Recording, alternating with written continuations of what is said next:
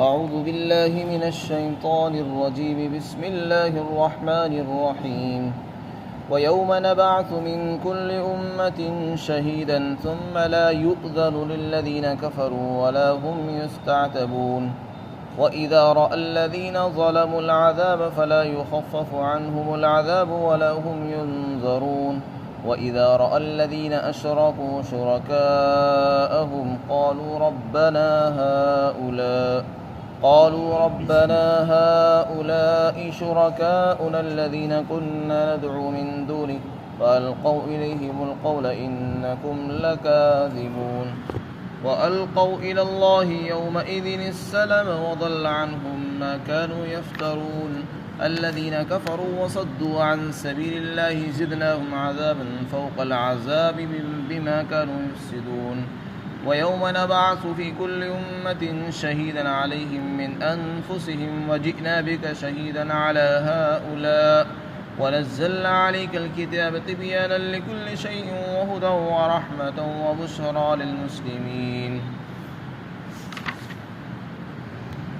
اور اس دن کو یاد کرو جب ہم ہر امت میں سے ایک گواہ قائم کریں گے، پھر کافروں کو عذر اور معذرت پیش کرنے کی اجازت نہیں دی جائے گی اور نہ انہیں اس بات کی اجازت دی جائے گی کہ وہ اللہ کے سامنے توبہ کریں. اور جب ظالم لوگ عذاب کو دیکھیں گے تو ان عذاب کو ان سے ہلکا نہیں کیا جائے گا، نہ ان کو مہلت دی جائے گی. اور جن لوگوں نے اللہ کی ذات اور صفات کے ساتھ شرک کیا تھا، جب وہ اپنے ان شرکا کو دیکھیں گے تو کہیں گے اے ہمارے رب، یہ وہی شرکا ہے ہمارے جن کو ہم پکارتے تھے آپ کو چھوڑ کر. اس دن وہ ان کی طرف ان کے شرکا بات پھینک کر کہیں گے کہ یقیناً تم جھوٹے ہو.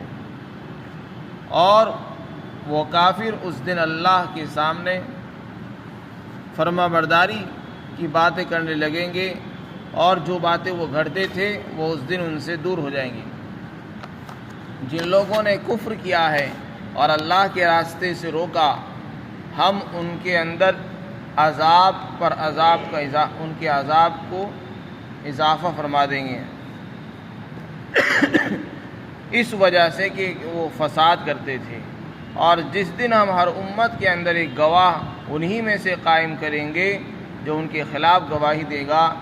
اور اے محمد صلی اللہ علیہ وسلم، ہم آپ کو ان کے خلاف گواہ بنا کر لائیں گے اور ہم نے آپ پر کتاب نازل فرمائی ہے تاکہ یہ بیان کرے ہر چیز کو.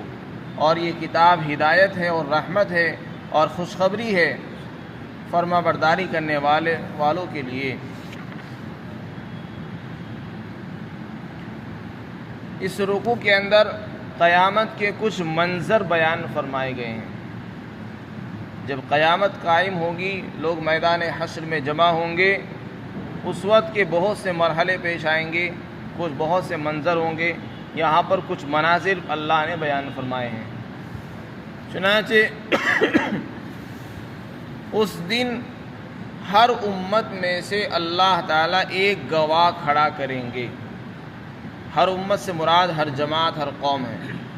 اور گواہ سے مراد یہاں اس امت کا نبی اور رسول ہے.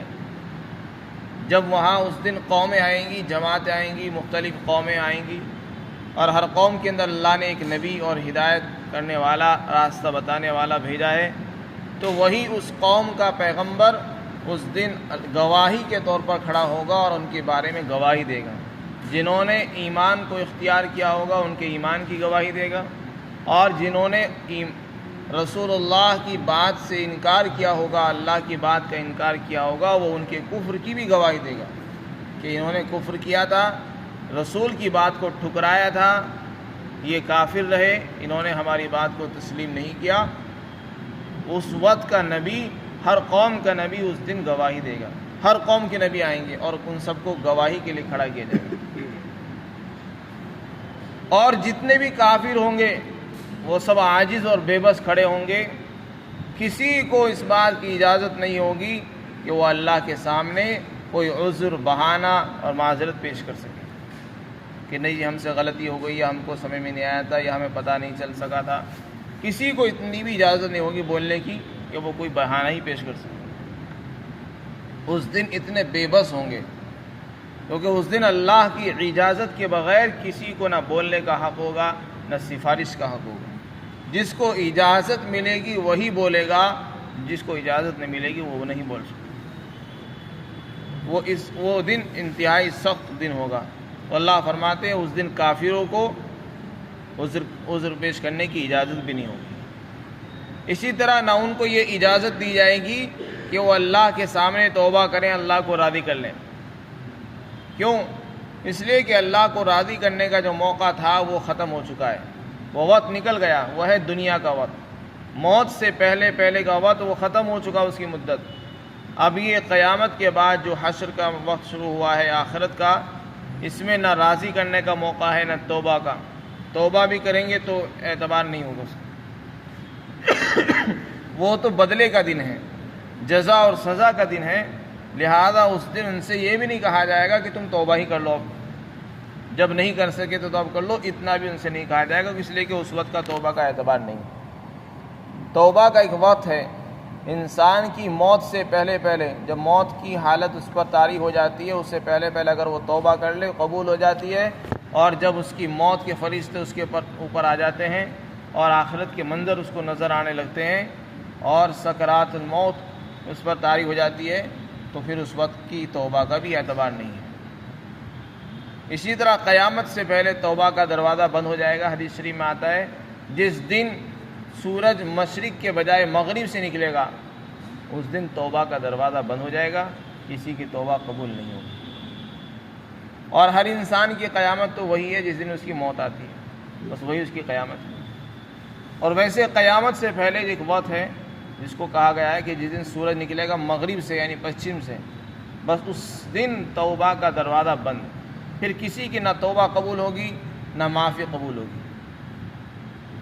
اور جو ہر انسان کی توبہ کا یہ وقت ہے موت سے پہلے موت سے پہلے ہر انسان جو توبہ کر لیتا ہے اس کی توبہ کا اعتبار ہوتا ہے. آگے ارشاد فرمایا کہ وہاں اس دن جو لوگ ظالم تھے دنیا میں، جنہوں نے ظلم کیا، ظلم سے مراد یہاں پر سب سے بڑا ظلم ہے خدا کی ذات میں کسی کو شریک کرنا. یہ بھی ایک ظلم ہے اور بڑا ظلم ہے جس کو ہم ظلم نہیں سمجھتے. ہم ظلم سمجھتے ہیں کسی کو مار دینا، کسی کا حق دبانا، یہ بھی ظلم ہے. لیکن سب سے بڑا ظلم کیا ہے؟ جس ذات نے ہمیں کھلایا پلایا پالا پیدا کیا انعام کیا ہے، نعمتیں دے رکھی ہیں، 2 ہاتھ دے رکھے ہیں، 2 پیر دے رکھے ہیں، جنہوں ہم نعمت نہیں سمجھتے، اس ذات کی ناشکری ناقدری کرنا اور اس کو چھوڑ کر پتھروں کی عبادت پوجا کرنا، یہ سب سے بڑا ظلم ہے. تو ایسے لوگ متعلق فرمایا جب یہ ظالم لوگ اس دن میدان میں کھڑے ہو کر عذاب کو آتا ہوا دیکھیں گے اور اپنے آپ کو عذاب میں گھرا ہوا مبتلا ہوا دیکھیں گے تو اللہ تعالیٰ فرماتے ہیں اس دن ان کو کوئی مہلت نہیں دی جائے گی،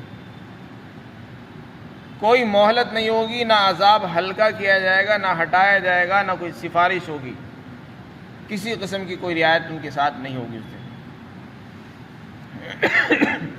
اسی طرح ایک اور منظر بیان فرمایا، جنہوں نے اللہ کی ذات کے ساتھ کسی کو شریک کیا تھا. شریک کا مطلب ہے یعنی جو اختیارات جو طاقت اللہ کو حاصل ہے وہ کسی مخلوق کے لیے، کسی پتھر کے لیے، کسی دیوی دیوتاؤں کے لیے ثابت ماننا اور اس کو ثابت کرنا کہ یہ اختیار فلاں کو بھی حاصل ہے، اسی کا نام ہے شرک. تو جو مشرک ہیں جب وہ اپنے ان شرکاء کو دیکھیں گے اپنی آنکھوں سے جن کی وہ دنیا میں رہ کر پوجا کرتے تھے، جو پتھروں کی پوجا کرتے تھے وہ پتھروں کو دیکھیں گے، جو کسی ولی کی پیر کی پوجا کرتے تھے وہ اپنے پیروں کو دیکھیں گے، جو کسی شیطان کی پوجا کرتے تھے وہ شیطان کو دیکھیں گے، جو کسی نبی کو پوجا کرتے تھے نبی کو خدا مانتے تھے وہ ان کو دیکھیں گے.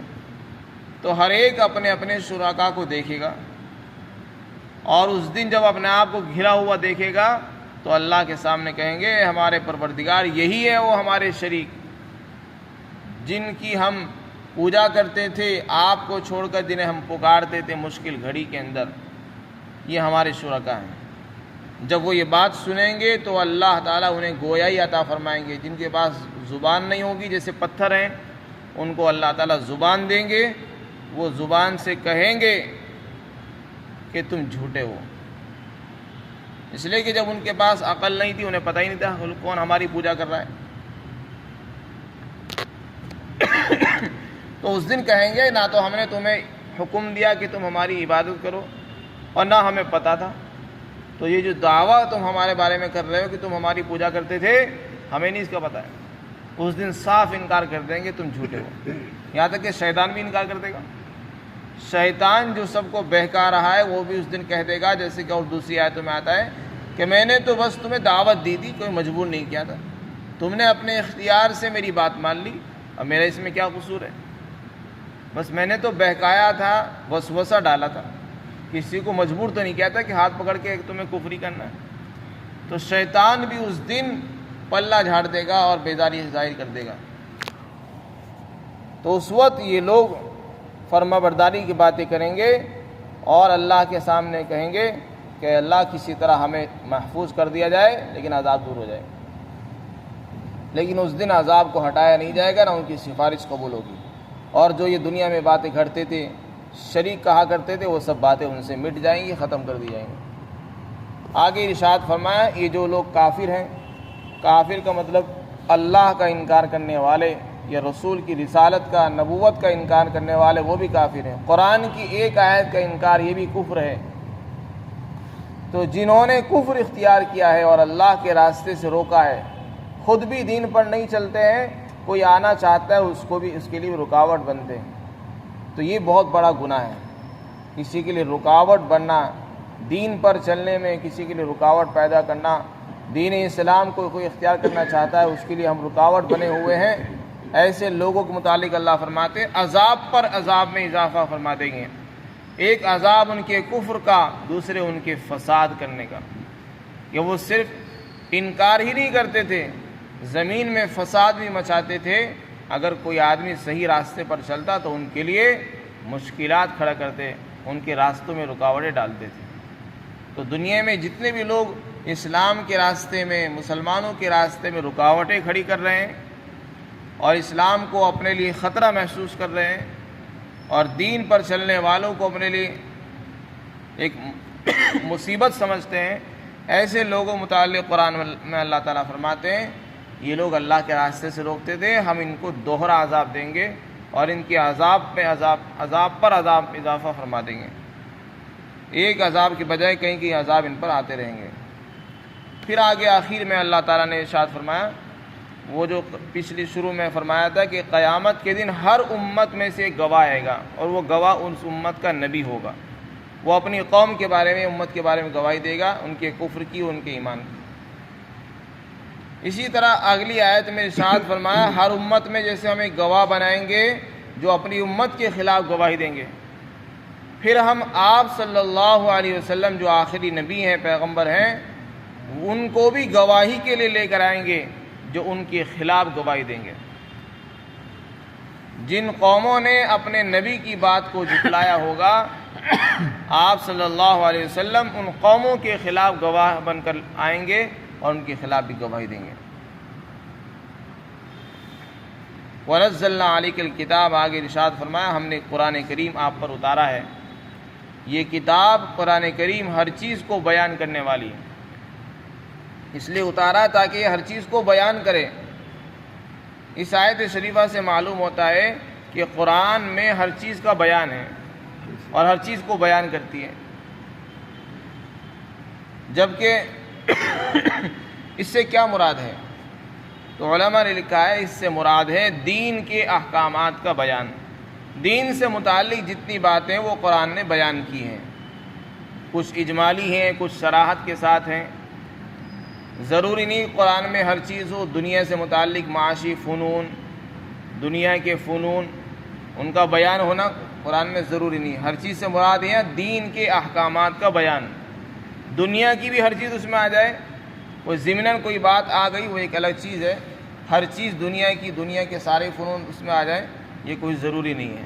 تو یہاں قرآن میں جو ہر چیز کا بیان ہے اس سے مراد ہے دین سے متعلق احکامات. اب سوال یہ کہ دین سے متعلق بھی سارے احکامات قرآن میں نہیں ہیں، بہت سی چیزیں حدیث میں ملتی ہیں، بہت سی چیزیں اجماع سے، بہت سی چیزیں قیاس سے ثابت ہوتی ہیں۔ ہمارے یہاں حجت شرعیہ 4 چیزیں ہیں: قرآن، حدیث، اجماع، قیاس۔ ان چاروں چیزوں سے مسائل ثابت ہوتے ہیں، مستنبط ہوتے ہیں اور نکالے جاتے ہیں، اور یہی ہمارے لیے حجت شرعیہ ہے۔ تو پھر یہ کہہ دینا کہ قرآن میں ہر چیز کا بیان ہے، اس سے تو پتہ چلتا ہے کہ ان چیزوں کی ضرورت نہیں، نہ حدیث کی ضرورت ہے، نہ اجماع کی ضرورت ہے، نہ قیاس کی ضرورت ہے۔ اس کا جواب یہ ہے کہ قرآن کریم میں ویسے تو اصول اور فروع ہر چیز کے آ گئے ہیں، موٹی موٹی باتیں، مختصر اجمالی چیزیں دین کے ہر سے متعلق ہر چیز کی اللہ نے بیان فرما دی ہیں۔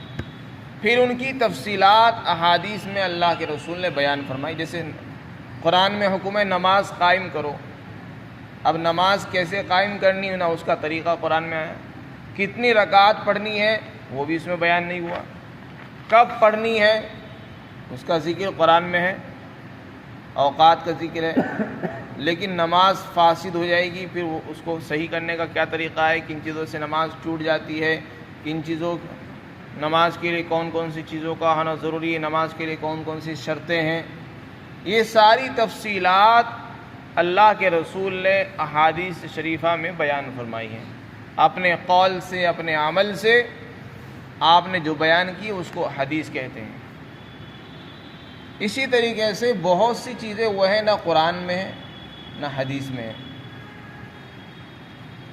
جو چیزیں قرآن اور حدیث میں ہیں ان کو تو منسوخ کہتے ہیں، اس میں تو کوئی تبدیلی نہیں کی جا سکتی، نہ ان کے اندر کوئی تغیر کیا جا سکتا ہے۔ بہت سے مسائل ایسے ہیں نہ جو قرآن میں ہیں نہ حدیث میں ہیں، کچھ لوگ کہتے ہیں بس ہمارے لیے قرآن ہے اور حدیث ہے، بس آگے ہم کسی چیز کو نہیں مانتے، ایسا نہیں ہے۔ بہت سے مسائل ایسے جو آپ نئے نئے مسائل پیدا ہو رہے ہیں، نہ قرآن میں ملتے ہیں نہ حدیث میں ملتے ہیں۔ حضرات صحابہ کرام جب کسی مسئلے کو دیکھتے کہ نہ قرآن میں مل رہا ہے نہ حدیث میں مل رہا ہے، تو پھر وہ قرآن اور حدیث میں جو اس سے ملتے جلتے مسائل ہوتے تھے ان کی علتیں تلاش کرتے، ان کے اصول کو دیکھتے تھے اور ان پر قیاس کر کے پھر ان کا حکم معلوم کر لیا کرتے تھے، ان کو قیاس کہا جاتا ہے۔ اسی طرح مسلمانوں کی ایک بڑی جماعت کسی بات پر اتفاق کر لے اس کو اجماع کہتے ہیں۔ تو بہت سے مسائل اجماع سے ثابت ہوتے ہیں، بہت سے مسائل قیاس کے ذریعے سے ثابت ہوتے ہیں۔ اللہ کے رسول صلی اللہ علیہ وسلم نے حضرت معاذ بن جبل رضی اللہ عنہ کو یمن کی طرف روانہ فرمایا تو فرمایا کہ اے معاذ تم کیسے فیصلہ کرو گے؟ کہ میں قرآن سے کروں گا، اگر قرآن میں بھی نہ ملے تو کہاں سے کرو گے؟ کہ میں حدیث سے کروں گا، اور اگر حدیث میں بھی تمہیں کچھ نہ ملے پھر کہاں سے کرو گے؟ کہ پھر میں غور و فکر سے کام لوں گا، قیاس کروں گا، یعنی احادیث کو بھی سامنے رکھوں گا، قرآن کو بھی سامنے رکھوں گا، اور ان کی روشنی میں پھر میں کوئی فیصلہ کروں گا۔ تو اسی کو کہتے ہیں اجتہاد، جو علماء فقہا کا کام ہے، محدثین کا کام ہے۔ اسی لیے قرآن میں بہت سی جگہ فرمایا فاسألوا اہل الذکر، علماء سے پوچھ لو اگر تم نہیں جانتے۔ تو اہل علم سے، مجتہدین، وہ بھی چونکہ مسائل کو مستنبط کرتے ہیں، نکالتے ہیں، مسائل بیان کرتے ہیں۔ تو اس اعتبار سے یہ جو قرآن میں فرمایا گیا ہے کہ اس میں ہر چیز کا بیان ہے، اس میں یہ ساری چیزیں آ جاتی ہیں۔ قرآن بھی ہے، اس میں حدیث بھی ہے، سنت بھی ہے، اجماع بھی ہے اور قیاس بھی ہے۔ اس لیے کہ جو اجماع کے ذریعے سے جو بیان ہے وہ بھی قرآن کا ہی بیان ہے، اور جو قیاس کے ذریعے سے جو حکم اور مسئلہ معلوم ہوتا ہے وہ بھی قرآن کے مطابق ہی ہے اور قرآن ہی پر عمل ہے۔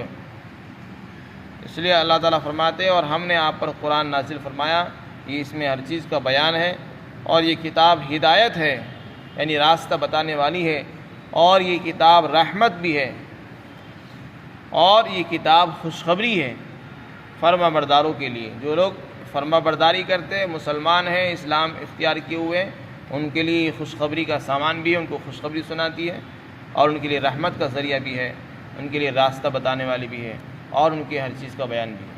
یہ کئی صفات اس کی قرآن کریم کی اس آیت میں اللہ نے بیان فرمائی ہے۔ اللہ تعالیٰ ہم سب کو عمل کرے۔